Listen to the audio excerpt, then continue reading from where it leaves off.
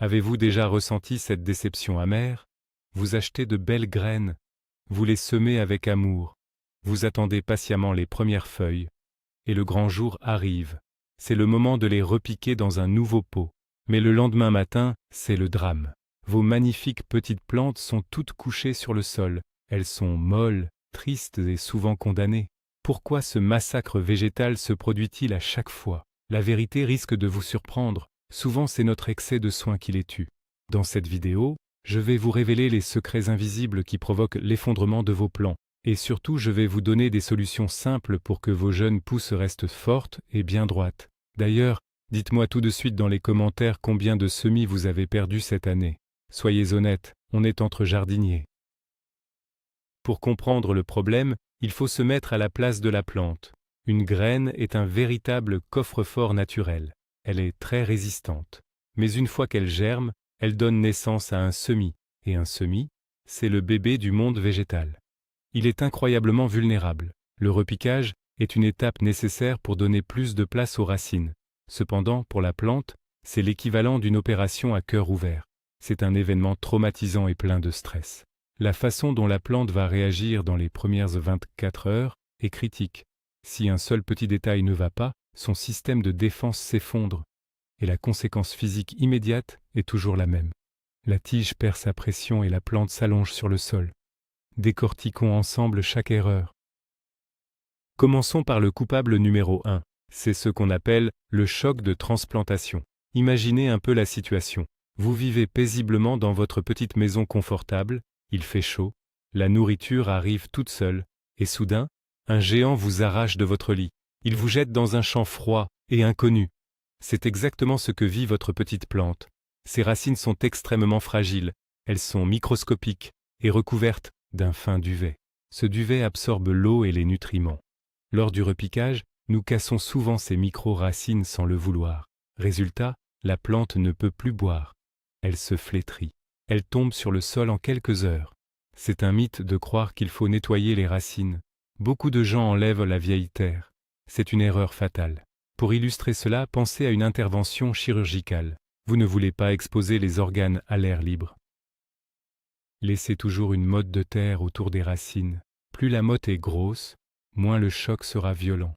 Vous devez manipuler la plante comme si elle était en verre. Prenez votre temps. Ne tirez jamais sur la tige principale. Si la plante résiste dans son pot, pressez doucement les parois. Aidez-la à glisser doucement vers l'extérieur. Vos jeunes pousses vous diront merci. Elles resteront bien droites et fières dans leur nouveau pot. Passons à une autre erreur très classique. Parlons de l'arrosage. C'est souvent ici que les bonnes intentions tuent. Un arrosage inadapté est le deuxième grand responsable de la chute de vos plants. Beaucoup de jardiniers pensent qu'une plante repiquée a très soif. Alors, ils l'inondent, ils noient littéralement le pot. Mais saviez-vous que trop d'eau étouffe les racines? Les racines ont besoin de respirer de l'oxygène. Si la terre est gorgée d'eau, c'est comme si nous forcions la plante à respirer sous l'eau. Elle s'asphyxie. Ses tissus ramollissent. La tige perd sa force et paf, elle s'effondre. À l'inverse, un manque d'eau est tout aussi mortel. Une terre trop sèche ne soutient pas la plante. Pensez à un ballon de baudruche. S'il est plein d'eau, il est ferme. S'il est vide, il s'écrase. C'est exactement le principe de la pression cellulaire dans votre jeune pousse. Alors, comment trouver le juste milieu? La règle d'or est simple. Le terreau doit être humide, mais jamais détrempé. Imaginez une éponge que vous venez de presser fortement. Elle est humide au toucher, mais l'eau ne coule pas. C'est la texture idéale. Après le repiquage, arrosez doucement. Utilisez un petit arrosoir avec une pomme fine. Ne versez pas un torrent d'eau d'un seul coup. L'eau doit pénétrer lentement. Cela aide aussi la terre à bien coller aux racines, sans créer de poches d'air mortelles. Mais que faire si l'arrosage est parfait et que la plante tombe quand même? Il faut regarder du côté des maladies. Connaissez-vous la fonte des semis? C'est le cauchemar absolu de tout jardinier. Vous repiquez vos plantes. Elles vont bien le soir. Le lendemain matin, elles sont toutes couchées. La tige est noire et amincie à la base. C'est comme si elle avait été pincée. Ce n'est pas un choc de manipulation, c'est un champignon. Ce champignon vit dans la terre. Il adore l'humidité stagnante et la chaleur.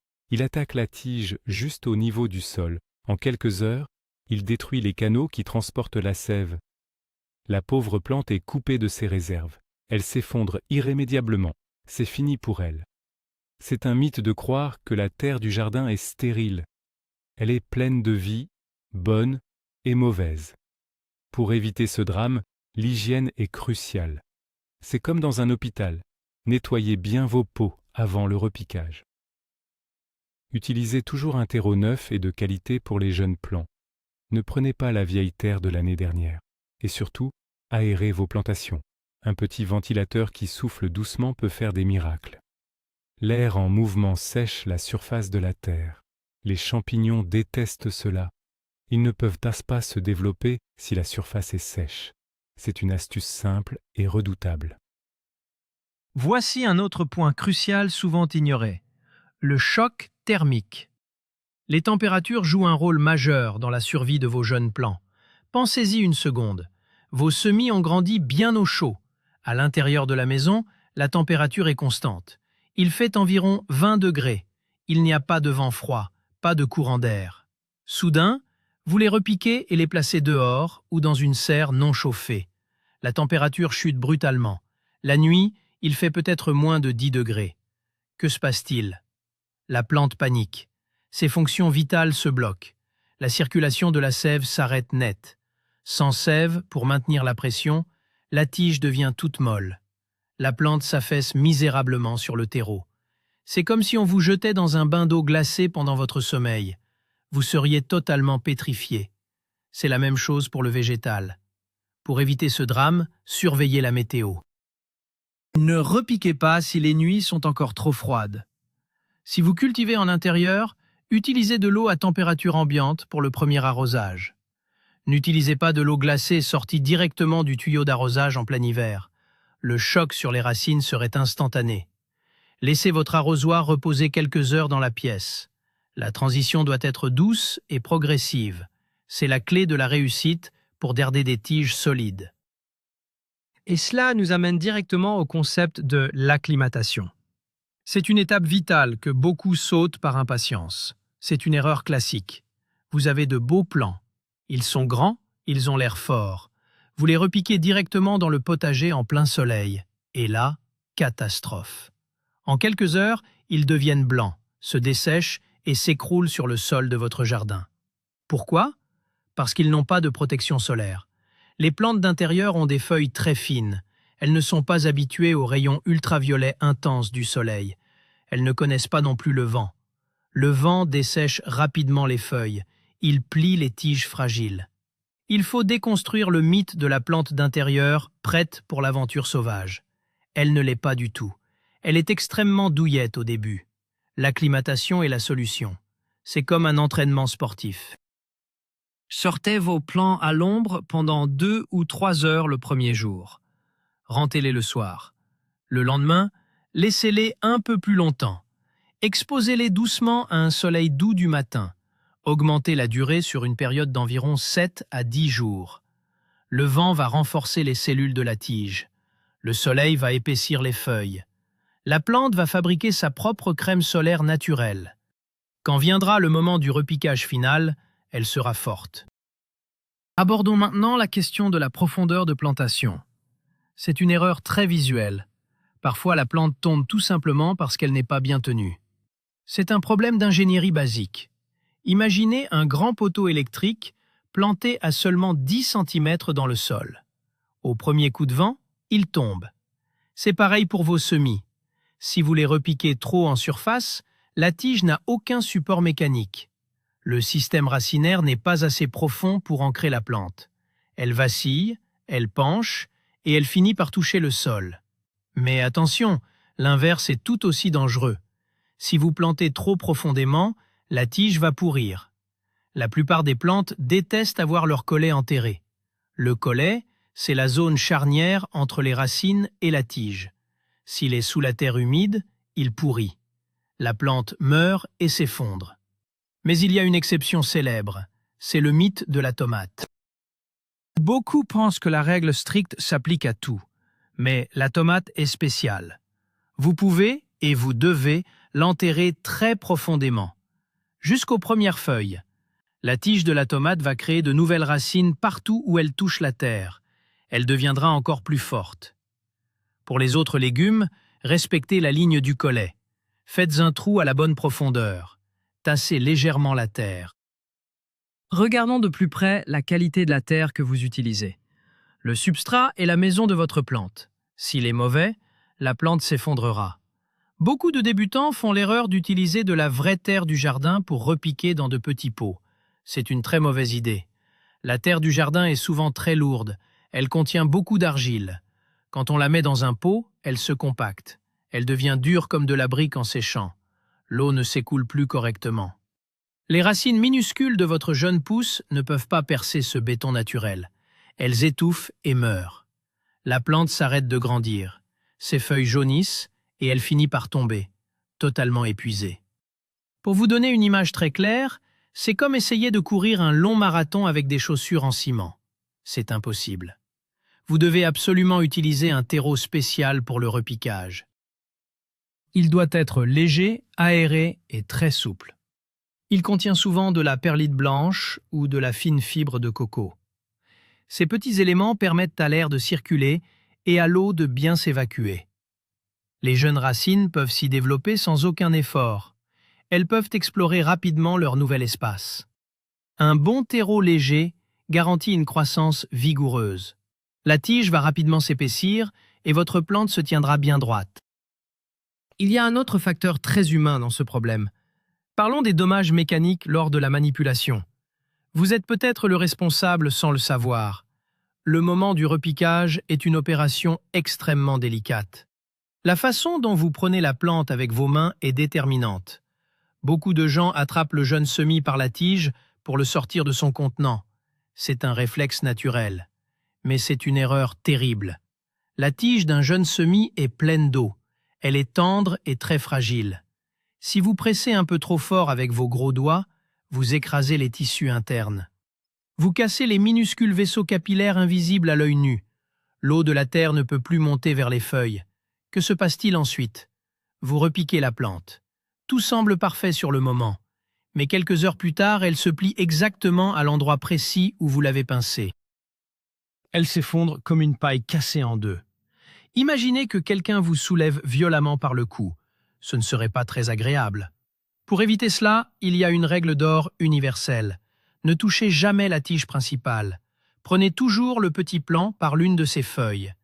Si vous abîmez ou déchirez une feuille par accident, ce n'est pas grave du tout. La plante en refera d'autres très vite. Mais si vous abîmez la tige centrale, la plante est perdue. Explorons un problème qui a souvent commencé bien avant le jour du repiquage. C'est le manque de lumière. C'est un grand classique des semis cultivés en intérieur. Si vos plantes n'ont pas eu assez de forte lumière, elles vont chercher désespérément le soleil. Elles vont pousser très vite en hauteur. Leurs tiges deviennent extrêmement longues, fines et souvent très pâles. C'est ce qu'on appelle des semis qui filent. Ils s'étiolent. C'est un instinct de survie pour chercher la lumière. Mais le résultat final est catastrophique. La tige est beaucoup trop faible pour supporter le poids grandissant des feuilles.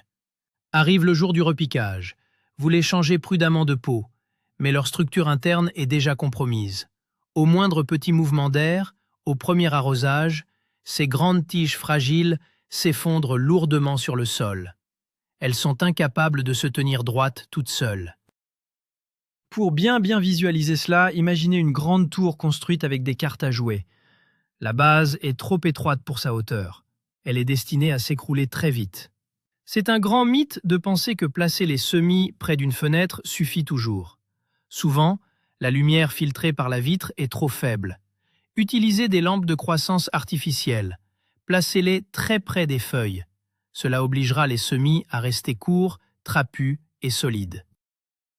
Enfin, il y a un redoutable ennemi invisible qui rôde dans la terre.